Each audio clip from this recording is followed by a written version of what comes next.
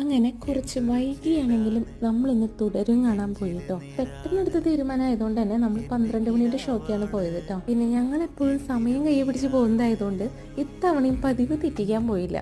ഞങ്ങൾ 12 മണിയുടെ ഷോയ്ക്ക് 12:10 ആയപ്പോഴാണ് അവിടെ എത്തിയത്. ആമിക്കുട്ടി ഓടിപ്പോകുന്നത് കണ്ടോ. ഫിലിം കാണാനുള്ള ആവേശം മാത്രമല്ല കേട്ടോ, ഫിലിമിന് കയറി ഇരുന്ന് കഴിഞ്ഞാൽ ഇൻ്റർവെൽ എപ്പോഴും ആവാമെന്ന് ചോദിച്ചുകൊണ്ടിരിക്കും. കാര്യം എന്തിനാന്നുള്ളത് നിങ്ങൾക്ക് മനസ്സിലായി കാണുമല്ലോ, ഇല്ലെങ്കിൽ ദേ ഇപ്പോൾ കാണാൻ പറ്റും കേട്ടോ. അപ്പോൾ അങ്ങനെ നമ്മൾ അവിടെ എത്തിയപ്പോൾ പരസ്യം തുടങ്ങിയിട്ടുണ്ടായിരുന്നുള്ളൂ, ഭാഗ്യത്തിന് ഫിലിം സ്റ്റാർട്ട് ചെയ്തിട്ടുണ്ടായിരുന്നില്ല. അങ്ങനെ നമ്മൾ കണ്ടൊക്കെ തുടങ്ങി, ഇൻ്റർവെല്ലായി.